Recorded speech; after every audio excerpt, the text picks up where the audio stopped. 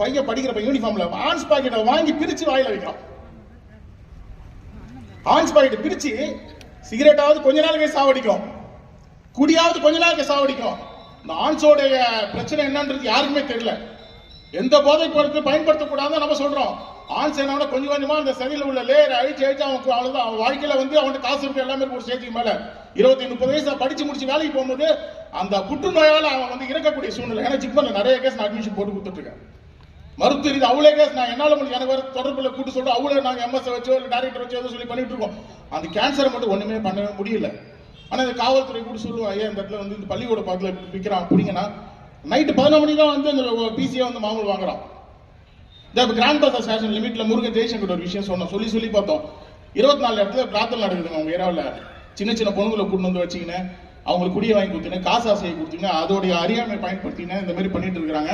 With எவிடன்ஸோட எந்தெந்த சைட்ல இருந்து எடுக்கிறாங்க அதுக்கு ஒரு டீமை போட்டு வாட்ச் பண்ணி ஆடியோ ரெடி பண்ணி முருகன் ஜெயிச்ச வாட்ஸ்அப் அனுப்பிச்சா ஒரு இதுவும் இல்லை. ஈஸ்ட் மார்க்கெட் கொடுத்தோன்னே நைட் ரைடு போறாங்க. மறுநாள் திரும்பி அவங்க போயிட்டாங்க, அவ்வளவுதான். இதுக்கப்புறம் அவங்க இல்லை, ஈஸ்ட்ல மேடம் இல்லை, இப்ப ரகுநாயகம் வந்துட்டாரு. ஈஸ்ட் இவங்க அவங்க லாங் லீவ் போயிட்டாங்க, ஐஏஎஸ் படிக்க போயிட்டாங்க. மும்பை சார்ந்த அவங்க ஐபிஎஸ் முடிச்சு ஐஏஎஸ் போயிட்டாங்க, வரமாட்டாங்க, அவ்வளவுதான். இப்ப நம்பால் வந்தோடனே என்ன பண்ணா மன்னர் காலை திறந்து விட்டோம்.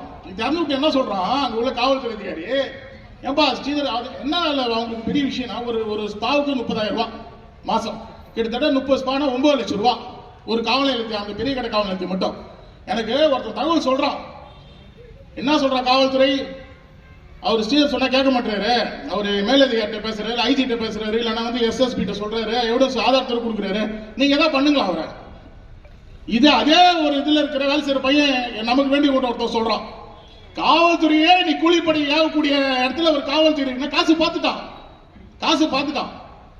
அவனுக்கு அந்த 50,000 சம்பளம் 1 லட்சம் சம்பளம் எல்லாம் இல்ல. மாசம் எங்க தப்புன்னு நான் தான் எனக்கு காசு வேணும், எனக்கு லட்சக்கணக்கில் காசு வேணும். சுத்தி அதாவது நம்ம இந்த கிரண்பேடி இருந்த கூட நம்ம